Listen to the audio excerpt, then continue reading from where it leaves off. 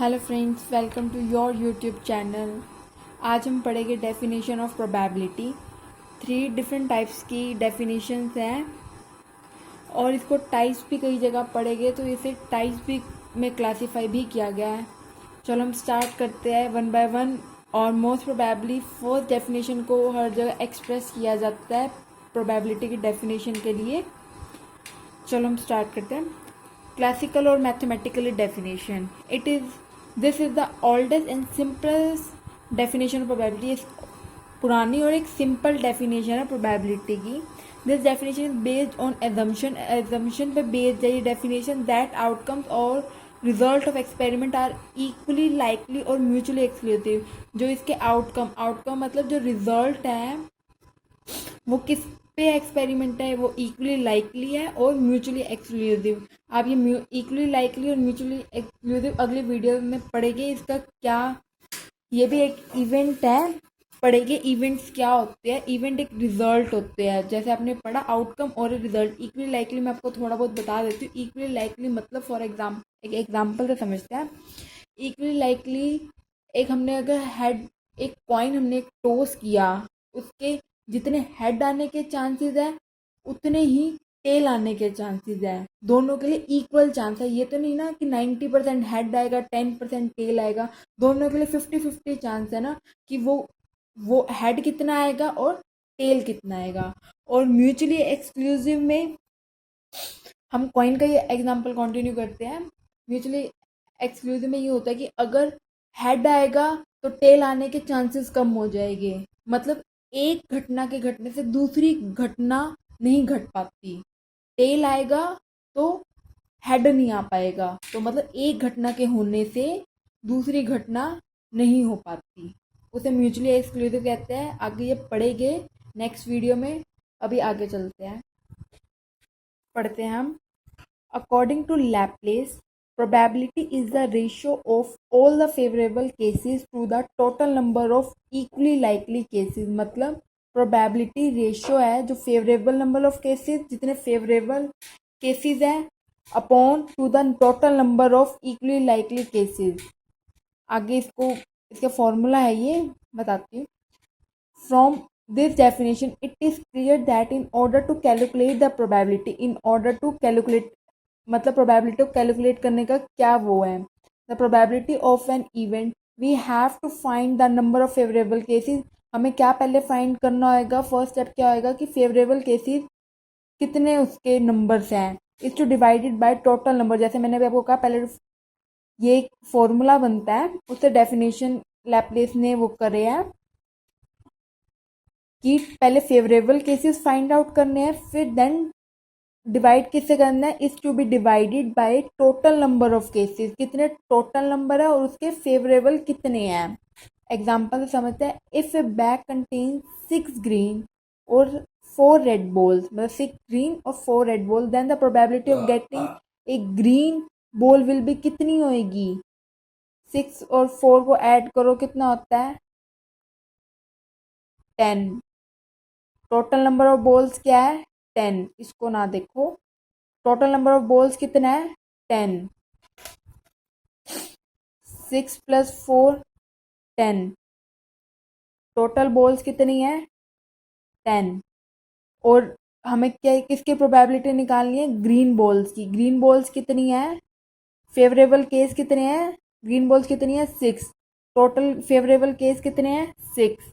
और टोटल कितनी बॉल्स है 10।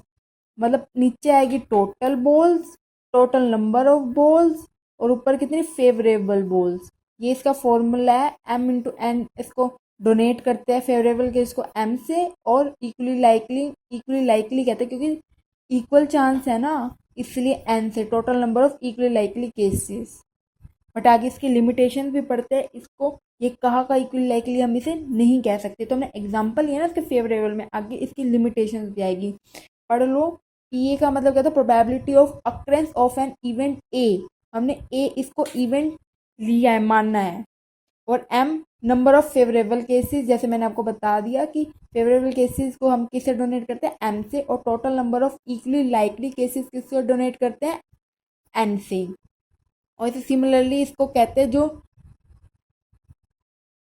और देखिए similarly A P probability A, मतलब ए हमने किसके फेवरेबल केसेस से अक्रेंस से फेवरेबल के लिए डोनेट किया था ना, ए बार नॉन अक्रेंस के लिए डोनेट किया। यहाँ पे लिखा भी हुआ है पी बी और A bar B probability of non occurrence of कितने, उसके ए के अक्रेंस के चांस नहीं है, उसको 1 में से माइनस करते हैं। आपको ये बात पता होगी कि अगर हमें फेवरेबल अनफेवरेबल निकालना है तो उसको हम 1 में से माइनस कर देते, क्योंकि 1 से प्रोबेबिलिटी कभी बड़ी नहीं होती। From the above definition it is clearly that the sum of probability of happening of an event called success, जो happening होएगी उसे success कहते हैं, उसे किससे डोनेट करते हैं, P से। और the probability of non happening of the event is, उसे failure भी कहते हैं। आगे वाले चैप्टर्स में आप पढ़ेंगे उसको P से Q से डिनोट करते हैं, सॉरी, इज ऑलवेज 1।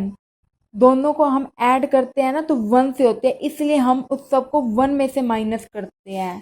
सक्सेस निकालनी हो तब भी हम अगर हमें फेलियर पता है और सक्सेस निकालनी है तो हम 1 में से माइनस कर देंगे। अगर हमें फेलियर पता है और सक्सेस नहीं पता तो भी हम एक चीज़ को उसमें से 1 में से माइनस कर देंगे, हमें दूसरी चीज़ मिल जाएगी। आप इसको न्यूमेरिकल करेंगे तो आपको और अच्छे से समझ क्लियर होगी। If P is known we can find Q, and if Q is known then we find P. मैंने अभी आपको बताया अगर हमें एक चीज़ पता है तो हम दूसरी चीज़ निकाल सकते हैं उसको 1 में से माइनस करके। In practice the value of P lies between 0 and 1। मैंने अभी आपको बताया 1 के बीच में ही होती है वैल्यू। अब ये दूसरे उसने कहा है if an event can happen M way and fail to happen in N way, the probability of happening is M plus. ये सक्सेस की निकालने के लिए होती है फॉर्मूला, और दैट इज फेलियर हैपन, अगर फेलियर होती है तो एन ऊपर आ जाता है एम प्लस एन। अगर सक्सेस निकालनी है तो एम ऊपर रख दो, नीचे एम प्लस एन दोनों को ऐड कर दो। अगर फेलियर निकालना है तो एन फिर नीचे एम प्लस एन, वो सेम ही रहेगा। अब उसकी लिमिटेशन, अभी तो हमने उसके फेवरेबल केसेस पढ़े, ऊपर हमने ऊपर क्या पढ़े, फेवरेबल केसेस। अब नीचे क्या पढ़ेगी, उसकी लिमिटेशन। उसकी हर किसी की एडवांटेज और डिसएडवांटेज तो होती है। Following are the main limitation of classical definition of probability.